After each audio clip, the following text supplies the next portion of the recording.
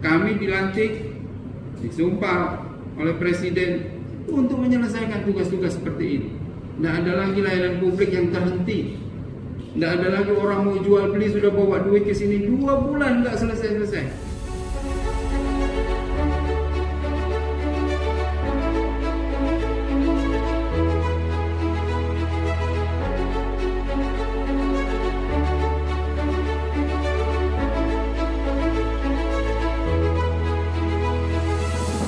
Program ini akan jalan kalau kita semua mematuhi standar-standar operasional prosedur yang akan kita jalankan, dan komitmen kita bersama untuk saling menjaga integritas kita sesuai dengan tugas pokok kita masing-masing.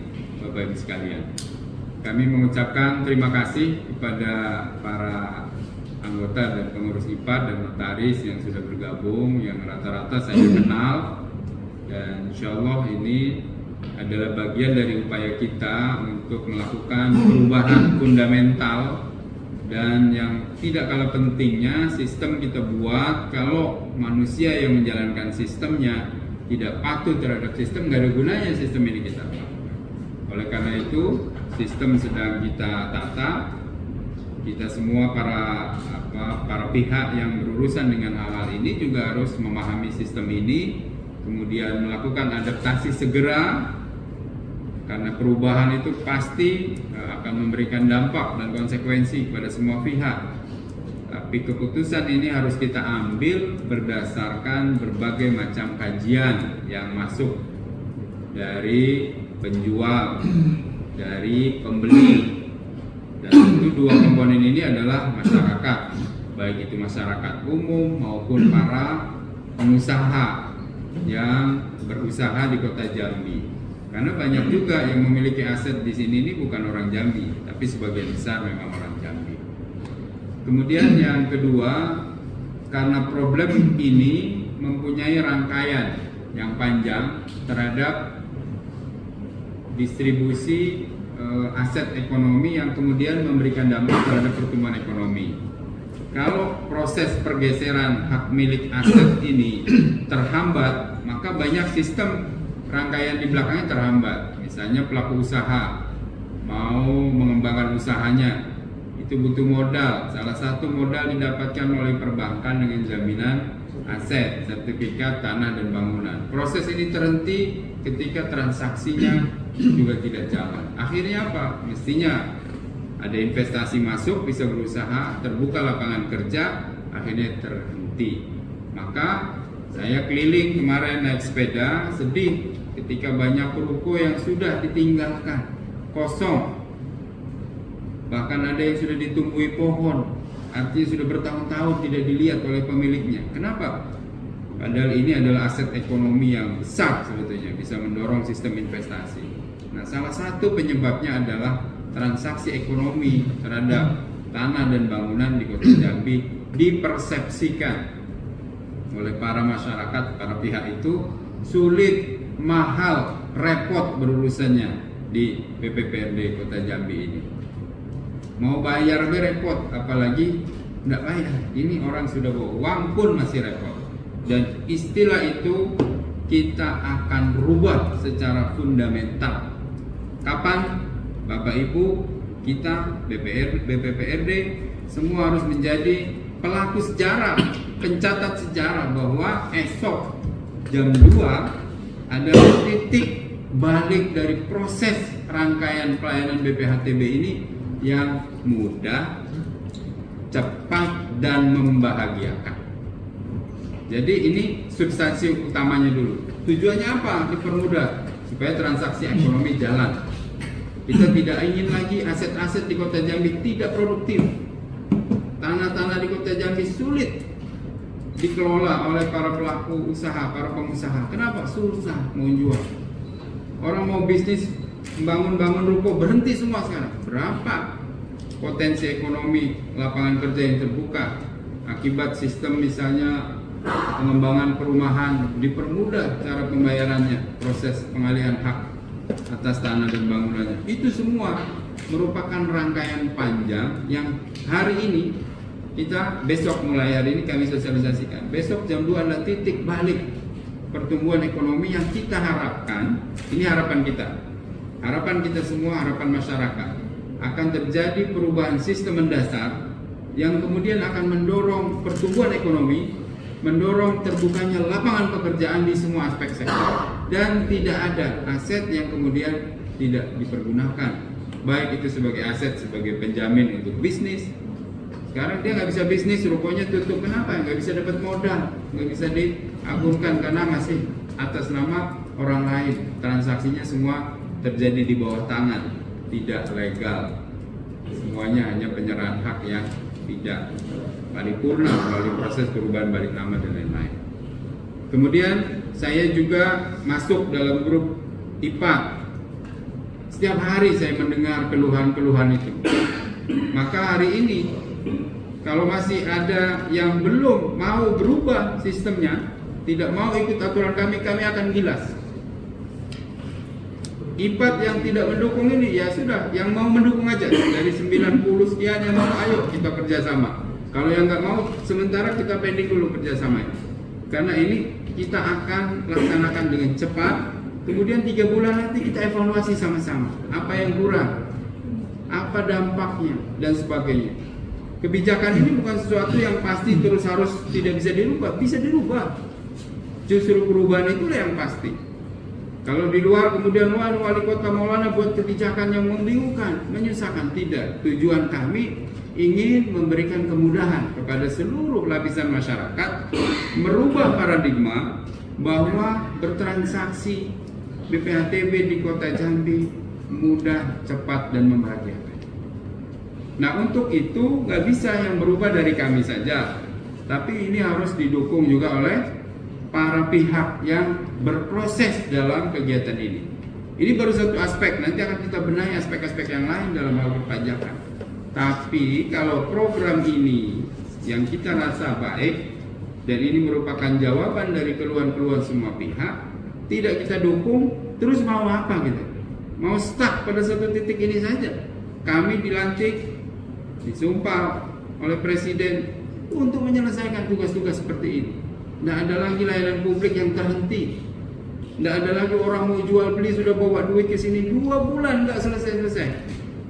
Tidak membuat dampak ekonomi, justru menghambat. Nah, inilah perubahan besar ini, Bapak Ibu sekalian, kami mohon dukungannya. Kemarin saya sudah bertemu dengan seluruh perwakilan pengurus dari IPAT. Sudah bertanda tangan dengan Pak Sekda mewakili pemerintah Kota Jambi. Ini adalah komitmen bersama yang harus kita patuhi. Prinsip umumnya pada hari ini akan disosialisasikan kepada kita semua. Yang pertama, prinsip dasarnya bahwa proses transaksi jual beli tanah dan bangunan itu ada 4 nilai. Yang pertama adalah nilai zona nilai tanah (ZNT). Yang kedua, nilai jual objek pajak (NJOP). Yang ketiga, nilai pasar. Dan ini akan berhubungan dengan nilai transaksi jual beli realnya. Biasanya transaksi jual beli itu berhubungan erat dengan harga pasar, kecuali ada yang emergensi, tiba-tiba kepepet dia bangkrut, mungkin turun harga jualnya dan lain sebagainya. Prinsip kita menerapkan adalah harga transaksi real yang dilakukan oleh penjual dan pembeli. Tujuannya apa? Kita tidak ingin membebani penjual. Jual belinya harganya 500 juta, kita paksa suruh bayar pajak 1 miliar, kan tidak benar. Begitu juga sebaliknya. Tapi kita harus yakin dan menjamin bahwa transaksi jual beli itulah yang sebenarnya. Kita harus sama-sama menjaga integritas untuk menutup ruang-ruang potensi fraud di situ. IPA yang berhubungan langsung dengan penjual dan pembeli, dan Bapak Ibu adalah pejabat negara, lambangnya Garuda sama dengan wali kota, wakil wali kota, kita sama-sama menjaga. Kami menjaga integritas di lingkungan pemerintah Kota Jambi. Semua sistem sedang kita benahi. Apakah langsung sempurna? Pasti tidak. Apakah akan ada gejolak? Pasti. Setiap perubahan pasti ada gejolak. Tapi mari kita hadapi sama-sama gejolak-gejolak ini dengan memberitahu nilai tujuan utamanya apa, ya seperti yang saya katakan tadi. Jadi nanti dipastikan harga transaksi itu benar. Itulah yang kami ikat dengan IPAT supaya menjaga integritas kita bersama. Jadi pasti nilai transaksi itu bergerak di antara NJOP dan ZNT. ZNT dianggap sangat memberatkan. Oke, ini hanya menjadi patokan kita. Kemudian NJOP, nilai jual objek pajak yang kita akui, harga jual objek pajak saat ini diakui negara juga, ini sah. Tapi kami yakin NJOP dibuat tahun 2019, Bapak Ibu sekalian. Setiap tahun harga tanah di Kota Jambi ini mengalami peningkatan. Maka pasti di 2025 ada kesenjangan gap 6 tahun bila dibandingkan dengan inflasi rata-rata 10% saja. Berarti ada kenaikan 1 tahun, 5 tahun, 6 tahun ini sekitar 60%. Itu estimasi kasarnya. Tapi ada juga lahan yang nggak naik-naik, nggak ada jalan, daerah banjir, legok dan lain-lain. Itu kita juga memberikan toleransi. Silakan harga jualnya berapa, tapi itu real. Nah, oleh karena itu kami mengikat Bapak Ibu semua untuk sama-sama menjaga integritas ini. Kemudian harapannya Bapak Ibu lah nanti yang bertemu dengan para penjual dan pembeli untuk memastikan harga jualnya sesuai dengan harga transaksi jual beli yang ada.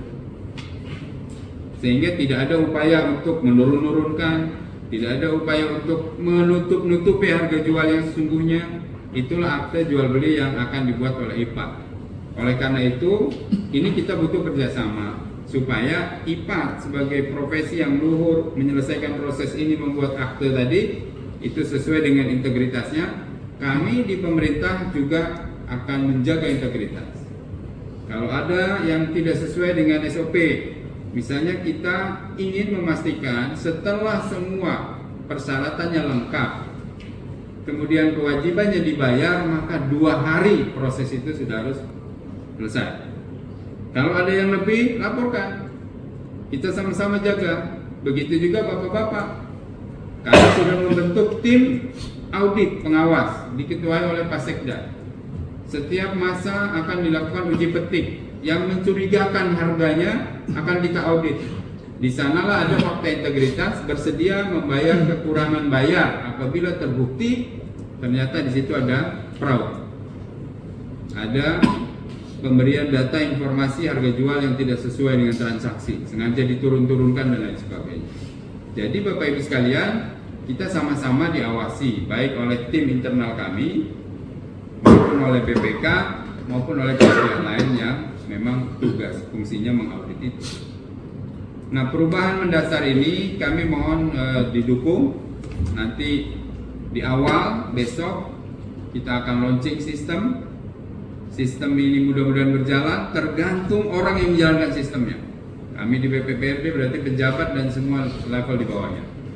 Kemudian Bapak Ibu IPAT dan penjual pembeli, semua aspek itu harus sama-sama menjaga integritas sehingga ketemu di titik tengah, transaksi 2 hari cepat.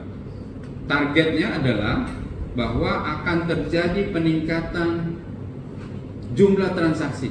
Selama ini rata-rata 1 tahun 7.000. Kita berharap dengan sistem ini bisa 10.000 transaksi. Maka dari aspek PAD juga terjadi peningkatan. Walaupun nilainya turun tapi omsetnya meningkat, itu kalau dikalikan insya Allah bisa ketemu nanti pada satu titik dengan peningkatan PAD kita. Tapi jauh lebih dari itu, bukan hanya itu targetnya, tapi transaksi ekonomi jadi lancar di Kota Jambi. Kemudian akhirnya dunia usaha bergerak, lapangan pekerjaan terbentuk lagi. Jangan ada lagi orang yang kemudian malas membangun di Kota Jambi. Alasan sudah dibangun dan bisa dijual karena pajaknya terlalu mahal. Ke depan silakan.